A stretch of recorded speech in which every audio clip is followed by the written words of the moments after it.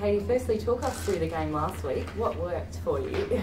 Well, first of all, we had our full side, which makes a difference.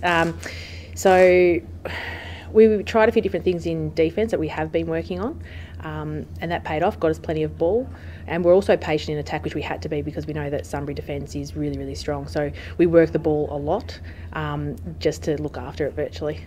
Absolutely. So taking away that win, I mean, what does that do to the mindset going into the next game, and what will the team be focusing on? It obviously gives us a fair bit of confidence, especially because we do have a number of younger players. So I guess you could say we're on a bit of a high after the last few weeks, playing really well. This week we will need to play the same style of game, really patient, because we know that we've got a win-loss each with Bacchus, so 1-1, so it is going to be a really tough hit out. Absolutely. Bacchus Marsh, I think, only won by a goal to the bottom side last week as well. Does that do anything to change it? No, not at all. Means nothing, especially in finals. So don't really not interested in the other scores, just we've got to do our 15 minutes at a time and do what we're meant to do if we're going to overrun them anyway. Absolutely. And you said you did have a full side. Do you have a full side going into finals as well? We do, which is great. Yeah, fantastic. And how are the girls feeling generally playing finals? Everyone's really excited, especially because the weather turns good as well, usually. A bit of sun, finals weather, everyone's pumped. Absolutely. And are you expecting quite a physical contest as well out on the court? No more than usual. I think Bacchus Marsh play an intense game. They're really quick. They are physical, but then we'll match that as well, so... yeah. In terms of, I suppose, player combinations as well, have you got any thoughts on that? We've got a few options. So Alabibi can swing either end of the court, so she can play goals or she can play defence. So depending on what's working or what's not working, we'll play her, either end. Other than Ella, we're a bit more sort of even across the court. We'll stay in our attackers or defenders end, but Ella's the one that'll switch between the two. So the combination sort of depend on that a bit. Fantastic. And in terms of defence as well, has the team been really working hard on the man-on-man defence as well this season?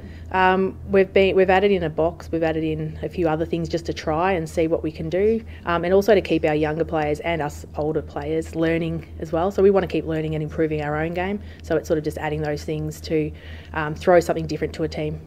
Having said that, going in, really confident then? We're pumped. We are confident because we're playing well, but now we actually have to do that in finals.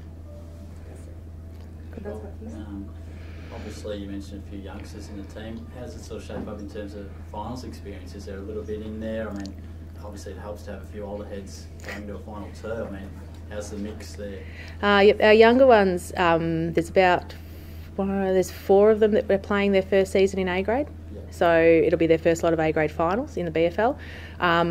They're strong mentally. I don't think they're going to be phased by it at all. They've played finals in B grade finals, which are obviously a really good standard. So they've definitely got finals experience, just not currently in A grade. Then some of us more experienced players have played a large number of finals in A grade. So. And the 2 meetings throughout the season obviously shared them. The first one was pretty close, and then I think it might have been you guys by 10 or 12 goals. I mean, what do you sort of read on that? I mean, clearly it just matters what happens on the day, but I think it all happened in about 4 rounds, so it's quite, you met each other. Yeah, the first time we were short on, light on for players. It fell in our school holidays, which unfortunately meant that a number of us were on holidays, including myself. So then when we played them second time round, we did have a full side, which meant our changes, and we had a bit more flexibility. So that worked for us. So we've got that same team going in this weekend, which will be good. You might have lost 3 in a row between what was around 9-11, but since then, I mean, either side really. Yeah, our goal at the really quite confident. Our goal at the start of the season was be consistent, but we had a patch where, with only 8 in our A grade side, take out an injury, a holiday, like people that are unavailable, and then all of a sudden you've got B graders playing 2 games on one day, who did it, who were more than capable of playing A grade, but they've already just played a game as well. So that does impact that.